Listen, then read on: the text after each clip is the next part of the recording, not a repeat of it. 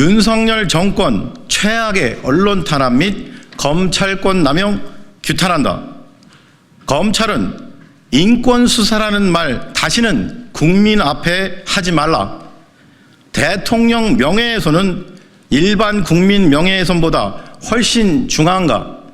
스스로 법 앞에 평등 파괴하는 정치검찰 즉각 해체하라.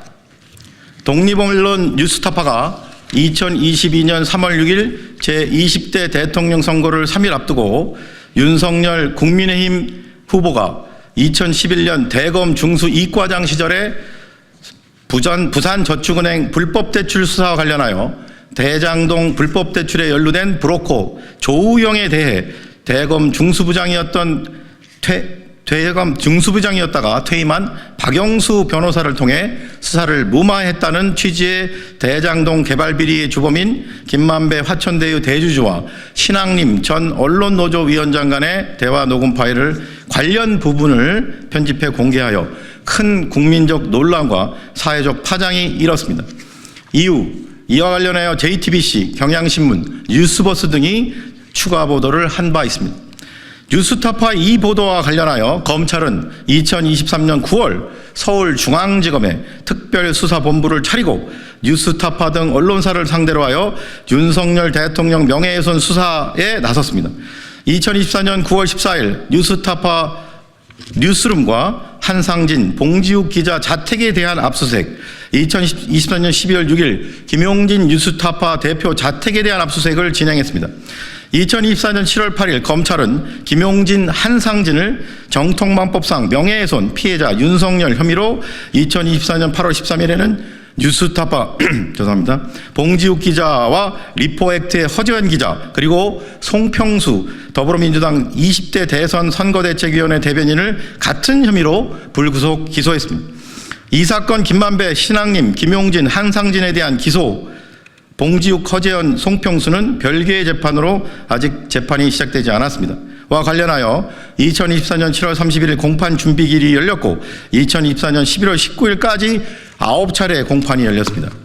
이 사건 재판 과정에서 이 사건을 담당하는 서울중앙지법 형사 21부 재판장 허경무는 여러 번에 걸쳐 검찰 측의 공소장 내용과 관련한 지적을 했고 특히 뉴스타파의 이 사건 보도 내용 중 어떤 부분이 윤 대통령에 대한 허위 사실에 의한 명예훼손인지를 구체적으로 특정해달라고 요청하였으나 현재까지 검찰은 재판부의 이러한 요청을 이행하지 않아 마지막 공판에서 재판장이 급기야 공소기각을 검토하겠다고 선언한 바 있습니다. 이 사건 검찰 수사 및 기소와 관련하여 2024년 11월 28일 뉴스타파는 기자회견을 열고 검찰의 위법한 압수수색 등 불법적인 수사 및 기소 강행 등을 사유로 국가배상 청구 소송을 진행한다고 밝혔습니다. 이에 다음의 혐의로 피고발인 송경호 등 6인을 공수처에 고발합니다. 1. 직권남용 권리행사 방해의 점. 국가 공권력인 수사의 생명은 공정성이며 어떠한 경우에도 국민의 인권을 침해하지 않도록 헌법과 관계 법령을 준수하여 적법하게 이루어져야 마땅합니다. 그런데 이 사건 수사와 관련하여 피고발인들은 공모하여 처음부터 검사의 직접 수사 개시 범위에 있지 않는 정통망법상 명예훼손죄를 무리하게 직접 수사하는 등 자신들의 수사 지휘권과 기소 지휘권을 함부로 남용하여 부하 공무원들에게 헌법상 의무인 정치적 중립 의무는 물론 검찰청법 및 형사소송법에 위반되는 불법적이자 의무 없는 일을 하게 한 혐의가 있습니다. 문재인 정부 말기인 2022년 5월에 검경 수사권 조정으로 인해 검찰청법과 형사소송법 등이 개정되어 검사가 수사를 개시할 수 있는 범죄의 범위는 부패범죄, 경제범죄 등 대통령령이 정하는 중요범죄, 경찰 공무원 및 고위공직자 범죄수사처 소속 공무원 등이 범한 범죄 및 이외에 직접적 연관성이 있는 범죄의 하나입니다. 하지만 피고발인들은 이러한 관계법령을 무시하고 대통령 명예훼손 사건 특별수사본부를 차리고 정통망법상 명예훼손 사건에 대해 직접 수사를 개시했습니다. 대통령에 대한 명예훼손은 일반 국민에 대한 명예훼손보다 그 죄의 무게가 훨씬 무거운 것입니까? 심지어 수사관계 법령을 위반해도 아랑곳하지 않는 것입니까? 아울러 피고발인들은 이 사건 수사 과정에서 형사소송법에서 엄격히 규정하고 있는 영장주의를 함부로 위반하여 압수수색에 명시되지도 않은 범위까지 압수수색하고 위법 수집 증거에 기초하여 수사하고 피의자들을 기소하는 만행을 저질렀습니다. 결국 피고발인들은 순차적, 승계적으로 공모하여 일개 명예훼손 사건에 불과한 이 사건과 관련하여 살아있는 권력인 대통령에게 과잉 충성할 목적으로 자신들의 수사 지휘권 및 기소 지휘권을 함부로 남용하여 정치적 중립 의무는 물론 검찰청법 및 형사소송법을 위반하는 불법적인 수사 및 기소를 강행하도록 부하 공무원들에게 의무 없는 일을 하게 하였으므로 직권남용죄의 죄책을 져야 마땅합니다. 2. 검찰청법 및 형사소송법 위반의 점. 위 이의 점에서 살펴본 바와 같이 정통만법상 명예훼손죄의 경우 검찰청법과 대통령령에 따라 검사의 직접 수사 개시 범위에 있지 않습니다.